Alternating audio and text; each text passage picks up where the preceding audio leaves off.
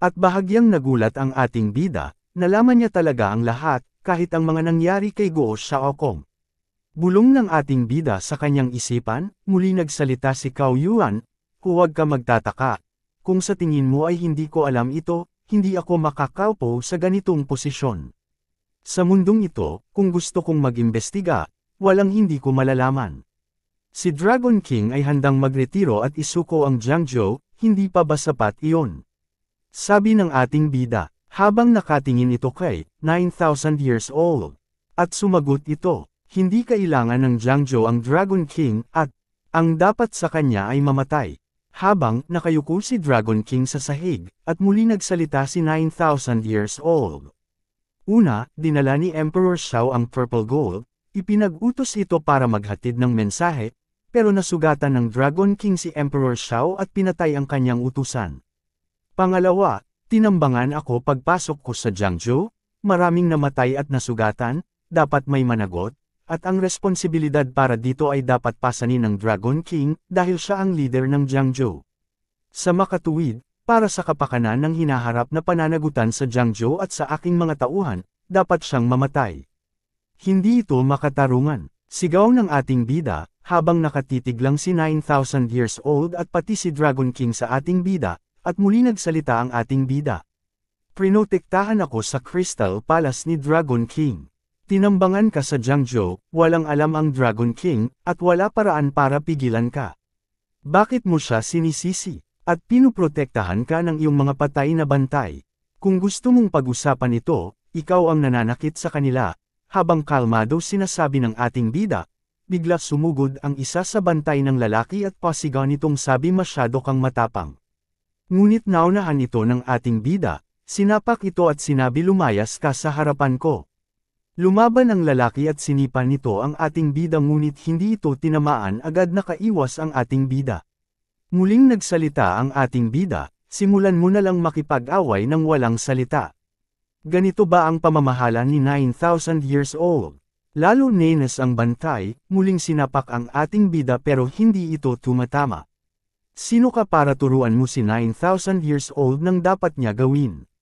Sigaw ng bantay at muling nanipo ito ngunit nasalag lang ng ating bida. Muling nagsalita ang ating bida.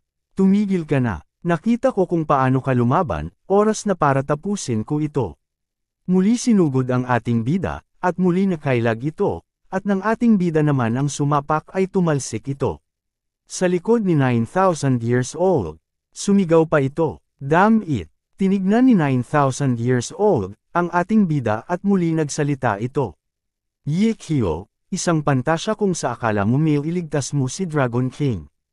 Pero handa akong bigyan ka ng pagkakataon na gumawa tayo ng deal. Pasigaw na sumagot ang ating bida, payag ako. Ye Qiu, tawag ni Dragon King na gusto itong awatin.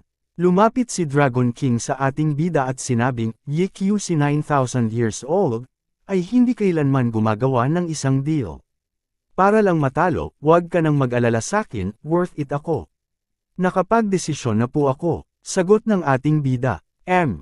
Hanapin mo ang taong nagtangkang pumatay sa akin sa loob ng 3 araw, at kung hindi, ang hari ng dragon o ikaw ay hindi maliligtas.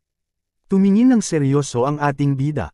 Nangangako ako, sagot ng ating bida. Ye Qiu, tawag ni Dragon King. Muli ay nagsalita si 9,000 years old, Ye Qiu, sana ay huwag mo ako bigwan. At tumalikod ito. Let's go, sabi nito sa mga tauhan. At mula sa masyon ni Dragon King makikita palabas na ang sasakyang ni 9,000 years old kasama ang mga bodyguard nito, habang nasa kalagitnaan. Ihinto mo ang sasakyang. Sa labas ng sasakyan makikita ang lalaki. Umatake sa ating bida ay nakaluhod, patawad po. At habang hawak ang parte ng mukha na dumudugo ay muli itong nagsalita. Patawad po, nadisgrasya ko ang sect master. Ayos lang alam ko ginawa mo ang lahat. Parang ginawa ng Jiangzhou, isang kahangahangang karakter. Habang nakaluhod pa rin ang hanggal na lalaki may inilabas ito notebook na maliit. At sinabi Master si Ye Qiu, po ay pinaiimbestiga ko na. Ang kanyang ina ay galing sa angkan ng Qiu family at ang kanyang ama ay hindi po kilala. Muli nagsalita si 9,000 years old, walang isinilang na sanggol kung wala ang mga magulang Meizuke investigate, at siguradong alamin ang background ni Yekyu. At huwag ibunyag ang usapin ng CC4 at ang pagpatay sa pagtatangka ng kulto ng Witch God. Tignan natin kung paano ang gagawin niya sa loob ng 3 araw. Opo, Master, sagot ng tauhan nito. Lumipas ang mga oras, samantala sa mansyon ni Dragon King. Habang akay ng ating bida si Dragon King. Dragon King, ayos ka lang po ba? Tumingin si Dragon King sa ating bida na malungkot. Yekyo, hindi ka dapat sumama. Sinadya kong mamatay mag-isa ngayon. At ngayon ay kinaladkad pa kita dito, ako ay. Pinutol ng ating bida ang sasabihin pa ni Dragon King. Dragon King, 2 beses mo na akong niligtas ngayon, lalo na't lahat ng ito ay may kaugnayan sa'yo, tatayo lang ba ako at panoorin ka mamatay? Hinawakan ni Dragon King ang ating bida sa braso at sinabi, pero ano ang gagawin natin sa loob ng 3 araw? Nagpapahanap lang naman siya ng tao, diba? Sagot ng ating bida, maaaring hindi ako magaling dito, pero alam ko magkakaroon ng mga clues. Lumapit naman si Mr. Zhao at sinabi, oo, matutulungan kita talaga dyan. Zhao Yun, hindi ito kasing simple ng iniisip mo. Sagot ni Dragon King. Pareho nagulat si Mr. Zhao at ang ating bida. Ako, sagot ni Mr. Zhao, si Cao Yuan, ang Dragon Gate Sect Master na kilala bilang Eminence, ay laging may ulap na mga eksperto sa paligid niya, mahirap kahit na makalapit sa kanya. Maaaring hindi siya pinatay ng assassin kagabi, pero nasugatan nila ang kanyang ampon, ito ay nagpapakita na sila ay ganap na handang maghatid ng isang nakamamatay na suntok. Siya ay nangangasiwa sa 14 na probinsya, siya ay may daan-daan libo-libong mga kaaway. Ang pag-alam sa pinagmula ng assassin sa loob ng 3 araw ay malamang na parang paghahanap sa butas ng karayom sa mga haystack, at kaunti lang, ang kaalaman at iyong talento sa medisina. Maari kang maging isang kilalang doktor sa hinaharap, hindi ka dapat pumayag sa kahilingan ng kamahalan para sa akin.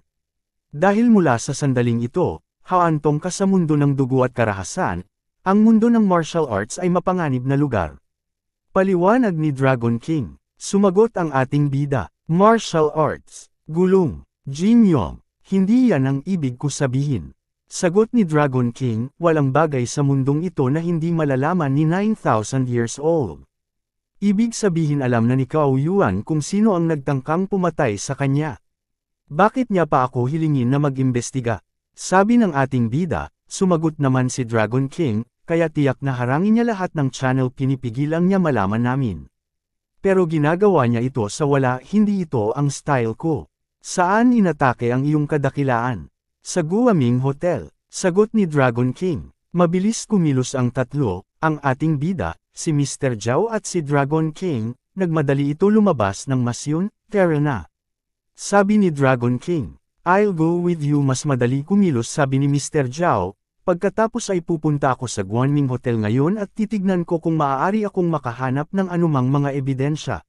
Sagot ng ating bida. Samantala sa Bright Hotel, pumasok ang ating bida sa lobby ng hotel.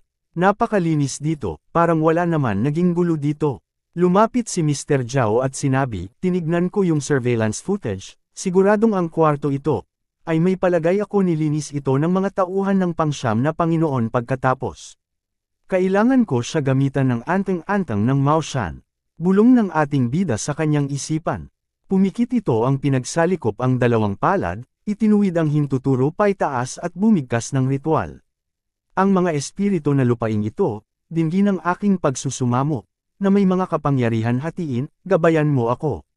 Biglang nagil-iwang ang palibot ng ating bida, umikot-ikot ito at lumabas sa hintuturo nito. Ang parang usok sa hintuturo nito ay nagbigay ng direksyon kung saan makikita nito ang mga nakatago.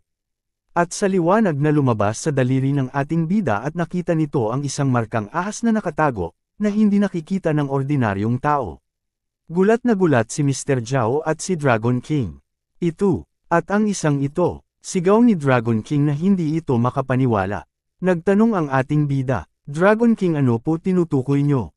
Ito ay kapareho ng pattern ng taong gusto lamason sa akin. Parang may narinig si Dragon King na boses. Tama, at ito ay konektado, at tama ang swerte ko, hindi ko inaasahan na makikita ko ito dito. Ito ay hindi isang ordinaryong pattern. Ito ang totem ng kultong Wushen. Kulto na Wushen, sabi ng ating bida na bahagya na gulat. Nagmula ito sa teritoryo ng Miao, habang hindi kasing lakas ng sekta ng Dragon Gate. Ang kultong Wushen ay kilala sa kanilang kalupitan. Ang sinuman makasakit sa kanila ay magdaranas ng kakilakilabot na kapalaran. Noon nakaraan, nailigtas ko ang isang lalaking lubhang nasugatan sa tabing daan, iniuwi ko siya para gamutin ang mga sugat niya. Hindi ko inaasahan na isa siyang Wushen cult disciple. Pagkagaling niya nanatili siya sa tabi ko ng 2 taon pa. Akala ko talaga nagpapasalamat siya. Naisipan na siya ay habang nakahiga sa paghihintay handang pumatay. Sa sandaling nasakop ko ang Jagsho. Nang ilantad ko ang kanyang kataksilan, ay nilaso niya ako ng guo at tumakas. At kahit na ilang taon ko na siyang hinahanap at ang kultong Wushen, wala akong nakitang impormasyon. Paliwanag ni Dragon King. Muli nagtanong ang ating bida. Sa kung gaano konektado ang modernong lipunan, paano nangyari na walang bakas mga ito? Oo, kasama iyon kung bakit napakahiwaga ng kultong Wushen. Sagot ni Dragon King, at muli itong nagpaliwanag, ang teritoryo ng Miao ay malawak at kakaunti ang populasyon, na may ilang mga lugar na nagpapanatili pa rin ng primitive na paraan ng pamumuhay. Napag-alaman kung mayroon silang mga sangay sa mga pangunahing lungsod, pero eksperto sila sa pagtatago at pagtakpan ng kanilang mga landas. Tuwing nakakuha ako ng impormasyon, ay unti-unti itong nawawala. Ang ilang mga alagad ng kultong Wushen ay dalubhasa sa pagpatay, ang iba at nangangalap at sumusubaybay at ang iba naman sa mga lason. Narinig ko ang iba sa kanila na nagsasanay ng pangkukulam. Ano? Pagkukulam. Sigaw ng ating bida. Muling nagpatuloy si Dragon King, at kung hindi dahil sa patuloy na maling gawain ng kanilang alagad, na nagdulot ng malawakang pagtutol, naniniwala ako sa kanilang karaniwang lakas, maaari silang maging numero 1 kulto sa ilalim ng langit. Lumapit sila sa pinto, at hinawakan ni Dragon King ang nakatatak doon na isang ahas ito, at muli itong nagsalita. Iniiwan nila ang markang ito saan man sila pumunta, isang simbolo ng kanilang lubos na pagtitiwala. Sumagot si Mr. Zhao, ngayon ay alam na natin na galing sa kultong Wushen ang may kagagawan, at least may impormasyon na tayo.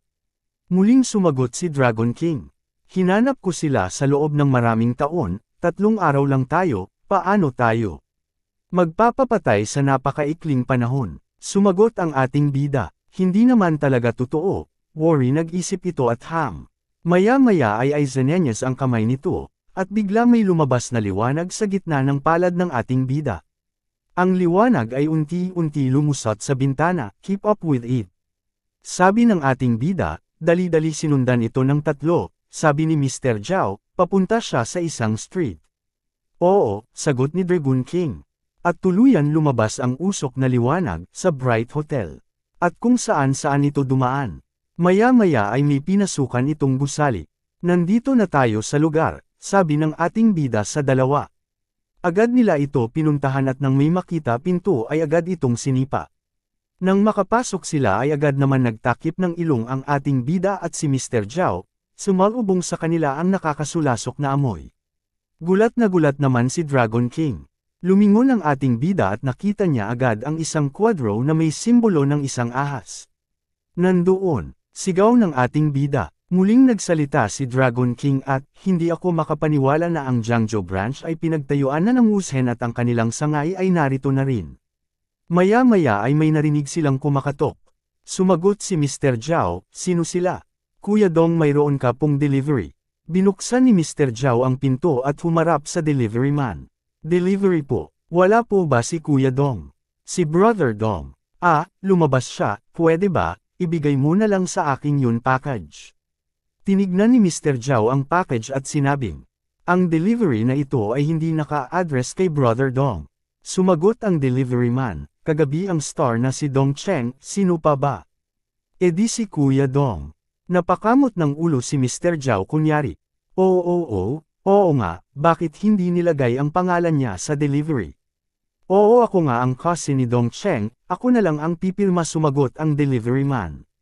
Hahaha. Wala ako pakialaman sa privacy, ngayon araw, lahat naman sila ay gumagamit ng alias pamilyar na sa akin si Kuya Dong kaya inihatid ko ito sa kanya. Kaya cousin pirmahan mo na ito dito. Okay, sige salamat. Naghawak na ang box, bahagya nagtaka si Mr. Zhao nang hindi pa umaalis ang delivery man, kaya nagtanong ito. May kailangan ka pa ba? Si Kuya Dong po ay binibigyan ako lagi ng isang maliit na red envelope para po sa mga dine liver ko, okay lang po ba kung? Ngumiti si Mr. Zhao at hinawakan ang baba bago ito sumagot. Oh, red envelope oo naman, tara pumasok tayo sa loob at mag-usap tayo. At magkakaroon ka ng marami sobrang pula. 15 minutes later, lumapit si Mr. Zhao sa ating bida at kay Dragon King. Ipinakita nito ang cellphone na nakuha nitong impormasyon sa delivery man. Nakuha ko na lahat ng impormasyon, ipinadala ko rin sa magkapatid ang litrato nitong si Dong Cheng, at sabihin mo na rin sa kanila para mahanap siya ng mabilis. Tumingin ang ating bida kay Dragon King. Si Brother Zhao ay alam ang dapat gawin, sagot ni Dragon King. Itong si Dong Chen ay galing sa Wusen sect, pero hindi nating masigurado kung isa siya sa mga pumatay kay Cao Yuan hindi, susubukan kong muli ang track ang talisman. Bulong ng ating bida sa isip. At muli ay pinusisyon ang mga daliri. Muli may lumabas na liwanag, ngunit mahina lang ito. Napasigaw ang ating bida sa kanyang naramdaman na hindi maipaliwanag. At bigla itong nawalang ng malay. Yek Hiu, sigaw ni Dragon King at ni Mr. Zhao. Samantala sa Dragon King Mansion, pagmulat ng mata ng ating bida, agad lumapit si Dragon King. Yekio, gising ka na. Bakit ako nandito? Sagot ng ating bida. Binuksan ni Dragon King ang kurtina ng kwarto para pumasok ang liwanag. Sabi ng doktor, naubusan ka ng lakas, magiging okay ka maya-maya. Pagkatapos mo magpahinga, habang hawak ng ating bida ang ulo nito at sumagot, hindi, kailangan nating agad mahanap si Dun Chen. Sumagot si Dragon King. Yekio, huwag kang magmadali, kagigising mo lang. Bigla bumukas ang pinto at sumigaw si Mr. Zhao. Dragon King, Yekio, nahanap na namin si Don Chen. At bida, at si Dragon King, magaling. Sagot ni Dragon King. Samantala sa Good Temple, habang paparating ang mga tauhan ni Dragon King. Sabi ni Mr. Zhao sa mga bodyguards, lahat ng pwedeng labasan ay harangan. At naglakad papasok si Mr. Zhao, Dragon King at ang ating bida. Huwag niyo siyang hayaan makatakas. Sabi uli ni Mr. Zhao. Napansin ni Mr. Zhao na tahimik ang bahay nakiramdam ito ang hinarap si Dragon King at ang ating bida. Mukhang walang tao dito, at parang hindi sikat ang lugar na ito sa paghahandog ng insenso, baka nasa loob siya. Muli ay tinignan ng tatlo ang Good Temple, at unti-unti sila naglakad papasok. Parang mayroon akong nararamdaman na hindi maganda. Bulong ng ating bida. Maya lang ay bumukas ang pinto. At iniluwan nun ay dalawang lalaki. Si Dong Chen, at ang isa ay ang delivery man. Nagsalita ang lalaki si Dun Chen at sinabi, "So hinahanap niyo ako." Napansin ni Mr. Zhao ang delivery man, "Ikaw." Tumawa ang delivery man at sinabing nagkita ulit tayo. Hehe, kasama mo ang lalaking yan. At kasama ka rin sa Wusen Cult. Sabi ni Mr. Zhao, "Oh, ngayon mo lang ba na-realize?" Napaka-stupido mo naman. Sagot ng delivery man at kumaway pa ito. So sinadya mo kami akitin para pumunta kami dito. Sumagot ang hanggal na si Dong Chen, hindi pa ba halata, mga tanga. Hindi ko kayang patayin ang ikasyam na Panginoon noon nakaraan, ngunit ngayon nasa akin na ang Dragon King, sa wakas ay makakabalik na ako at maiulat ang aking tagumpay. Maya-maya ay umusal ito ng ritual habang nasa bibig nito ang dalawang kamay 234,234 na ha. At may inilagay itong dahon ng kawayan sa bibig nito. At biglang hindi makahinga si Dragon King, hawak ang dibdib nito. Dragon King, sigaw ni Mr. Zhao at ang ating bida. Ayan ito ng dalawa, Dragon King, ano po nangyayari sa'yo? Sabi ni Mr. Zhao, ikaw Dun Chen ang nagtanim ng gu sa Dragon King. Sabi ng ating bida, ang sakit. Habang hawak ni Dragon King ang dibdib nito. Dragon King, gumagamit siya ng dahon ng kawayan para kontrolin ang mga gu worms sa iyong katawan. Sabi ng ating bida kay Dragon King, 234,234 na Dragon King, matagal ka na buhay. At sumugod ito kay Dragon King, kaya ngayon kukunin ko ang iyon buhay. 234 na dadaan ka sa ibabaw ng aking bangkay. Hello guys, kung nagustuhan nyo ang video ito, huwag nyo po kalimutan mag-subscribe, pindutin nyo na rin ang notification bell, para lagi kayo update pag may bago akong upload. Like and share nyo na din. Maraming salamat po.